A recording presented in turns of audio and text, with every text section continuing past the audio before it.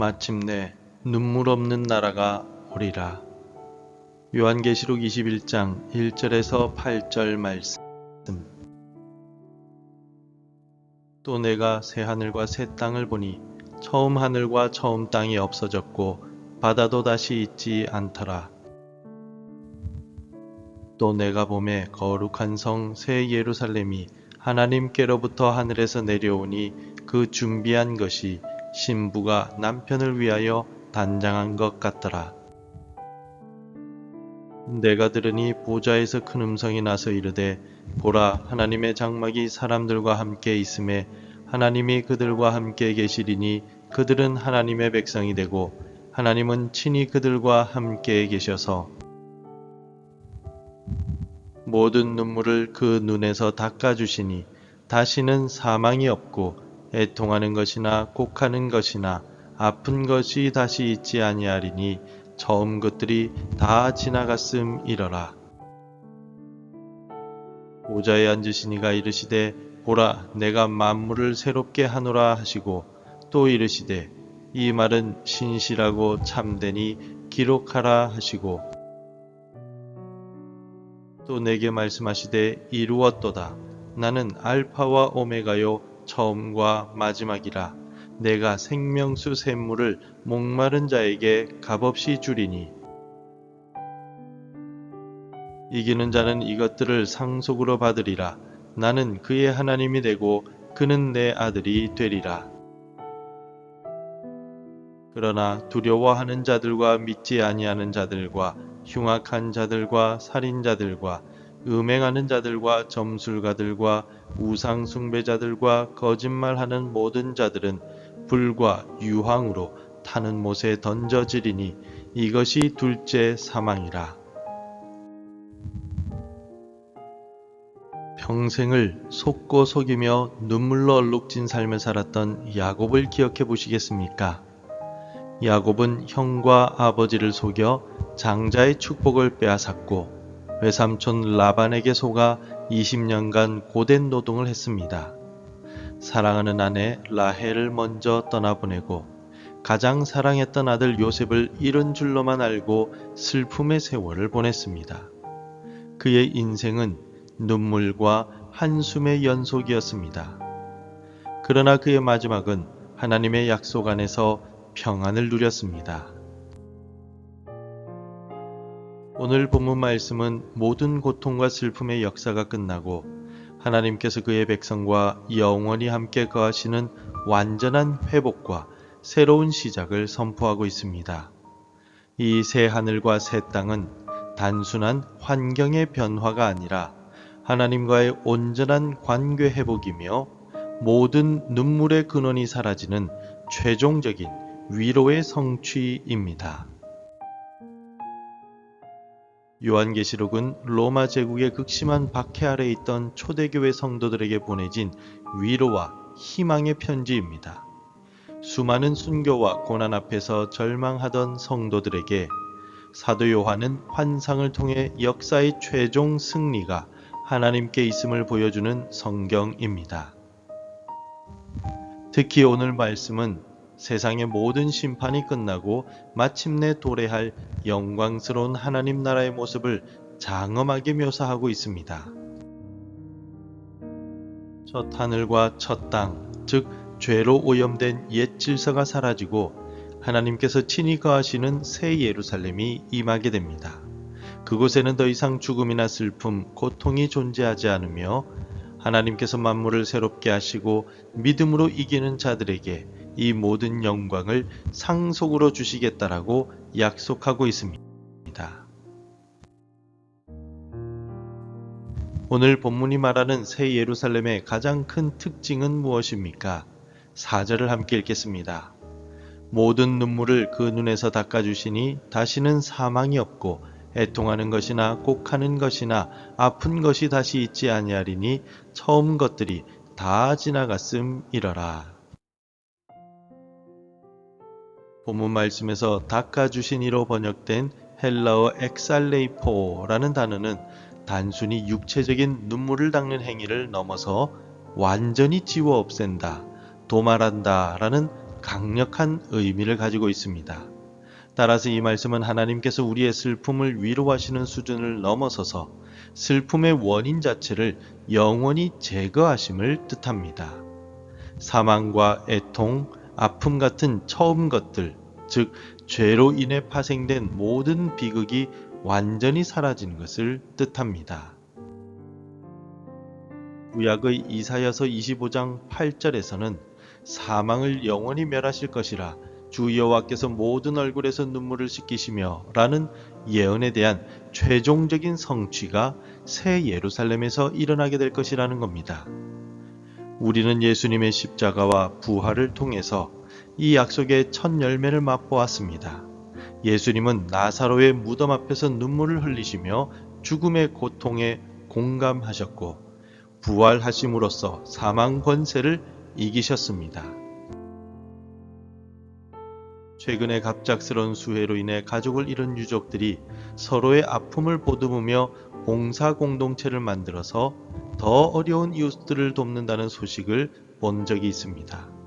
인간은 슬픔 속에서도 이처럼 서로에 대한 위로와 도움을 나누려 애쓰지만 이 위로는 사실 완전하지 못하고 영원하지도 못합니다. 오직 주님만이 오셔서 우리의 눈물을 영원히 그리고 완전히 지워 없애실 수 있다는 사실을 잊지 마시기 바랍니다. 그렇다면 영원하고 참된 위로가 있는 새 예루살렘은 누가 세울 수 있습니까? 5절 말씀은 오직 우리의 창조주 하나님만이 새롭게 하시고 세우실 수 있다라고 말씀합니다. 5절을 함께 읽겠습니다. 보좌에 앉으신 이가 이르시되 보라 내가 만물을 새롭게 하노라 하시고 또 이르시되 이 말은 신실하고 참되니 기록하라 하시고. 하나님께서는 친히 내가 만물을 새롭게 하노라 라고 선포하십니다. 여기서 새롭게를 뜻하는 헬러 카이나라는 단어는 시간적으로 새롭게 한다는 뜻의 네오스와는 달리 질적으로 완전히 새로운, 이전과는 비교할 수 없는 차원의 완전한 새로움을 의미합니다. 이것은 낡은 것을 수리하거나 개선하는 정도가 아닌 완전한 재창조입니다. 죄와 죽음의 원리로 움직이던 옛 세상의 시스템을 폐기하고 사랑과 생명의 원리로 작동하는 새로운 질서를 창조하시는 하나님의 주권적인 행위를 뜻하는 단어입니다. 이 약속은 고린도후서 5장 17절 누구든지 그리스도 안에 있으면 새로운 피조물이라 이전 것은 지나갔으니 보라 새 것이 되었도다 라는 말씀과 연결이 됩니다. 그리스도 안에서 우리가 개인적으로 경험하는 내면의 새 창조는 장차 온 우주가 경험할 완전한 새 창조의 보증이자 그림자와 같습니다. 마치 서울에 있는 청계천이 오염된 하천과 복개도로의 모습에서 생명이 흐르는 시민의 휴식처로 탈바꿈했듯이 하나님은 죄로 파괴되고 신음하는 모든 피조 세계를 근본적으로 변화시켜 하나님의 영광만이 가득한 완전한 모습으로 회복시키실 것입니다. 이 약속은 신실하고 참되니 기록하라 라는 말씀으로 하나님의 뜻임을 분명히 선포되었습니다. 우리의 소망은 뜬구름이 아니라 창조주 하나님의 신실하심에 뿌리 내리고 있다는 것입니다. 이처럼 눈물이 없는 새 예루살렘을 세우시는 하나님은 이 새 예루살렘을 누구에게 상속해 주신다라고 오늘 본문은 약속하고 있습니까? 7절 말씀입니다. 이기는 자는 이것들을 상속으로 받으리라. 나는 그의 하나님이 되고 그는 내 아들이 되리라. 새 하늘과 새 땅의 영광스러운 축복은 이기는 자에게 상속으로 주어진다라고 약속하고 있습니다.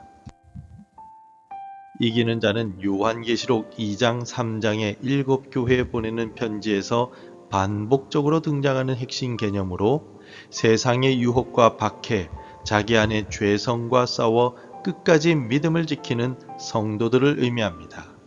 이들은 완벽한 성취를 이룬 자가 아니라 예수 그리스도를 향한 믿음의 경주를 포기하지 않고 완주하는 자들입니다. 이들에게 주어지는 상속은 우리가 노력으로 쟁취하는 것이 아닌 하나님의 자녀라는 신분 때문에 주어지는 은혜의 선물입니다. 로마서 8장 17절은 우리가 그리스도와 함께 상속자임을 분명히 말하고 있습니다. 이 약속의 핵심은 나는 그의 하나님이 되고 그는 내 아들이 되리라 라는 관계의 선언입니다. 이 선언은 하나님과 인간 사이에 죄로 인해 깨어졌던 관계가 예수 그리스도의 십자가 은혜로 완전히 회복되었음을 의미합니다. 또 에덴 동산의 친밀함을 넘어선 아버지와 아들의 관계로 들어감을 의미합니다. 올림픽에서 수많은 부상과 좌절을 딛고 금메달을 딴 한 선수의 이야기가 있습니다. 그의 승리는 단 한 번의 완벽한 경기가 아닌 수년간의 끈질긴 인내와 노력의 열매였습니다. 마찬가지로 성도의 승리는 매일의 삶에서 넘어지더라도 다시 일어나 주님을 붙드는 믿음의 싸움입니다. 그리고 그 끝에는 영원한 하나님 나라의 상속과 아버지 하나님의 따뜻한 품이 기다리고 있습니다. 우리는 모두 눈물 없는 세상을 갈망합니다. 오늘 본문의 말씀이 보여주는 새하늘과 새 땅, 그리고 새 예루살렘에 대한 예언은 바로 그 갈망의 최종적인 응답입니다. 그러나 이 놀라운 미래는 우리가 선한 행위를 쌓아서 얻어내는 자격의 결과가 아니라는 것을 기억해야 합니다. 장차 하나님 나라에서 누리게 될 이 은혜와 축복은 전적으로 예수 그리스도께서 우리를 위해 십자가 위에서 이루신 그 은혜 덕분입니다. 주님께서 십자가에서 모든 죄의 값을 치르시고 부활하심으로써 사망을 이기셨기 때문에 우리는 이기는 자가 될 수 있다는 것입니다. 그러므로 이 소망은 우리에게 더 노력하라라고 채찍질하는 율법이 아니라 예수 그리스도 안에서 안식하라라고 하는 초대의 복음입니다. 지금 당신의 눈에서 흐르는 눈물을 아시는 주님께서 장차 그 모든 눈물을 새 예루살렘에서 영원히 닦아주실 것입니다. 그날을 소망하며 오늘도 믿음으로 살아내는 복된 성도들이 되시기를 바랍니다. 기도하겠습니다. 사랑과 위로의 하나님 아버지, 죄와 슬픔으로 가득한 이 땅에서 소망 없이 살아가는 우리에게 새 하늘과 새 땅의 영광스러운 약속을 보여주시니 감사합니다. 주님께서 친히 우리의 모든 눈물을 닦아주시고 만물을 새롭게 하실 그날을 믿음의 눈으로 바라보게 하소서. 이기는 자에게 약속된 하나님 나라를 상속받기까지 오늘의 고난을 인내하며 믿음의 경주를 완주할 힘을 더하여 주옵소서. 예수 그리스도의 이름으로 기도드립니다. 아멘. 계속해서 함께 기도해 주시기 바랍니다. 세상의 슬픔 속에서 천국의 최종 소망을 붙들게 하소서. 우리의 눈물을 닦아주실 주님의 나라를 대망하게 하소서. 참된 위로자이신 예수님을 가족과 이웃에게 증거하게 하소서. 매일 하나님의 말씀으로 하루를 시작하는 은혜를 주옵소서. 오늘도 말씀대로 살아가며 열매 맺는 하루가 되시기를 축복합니다.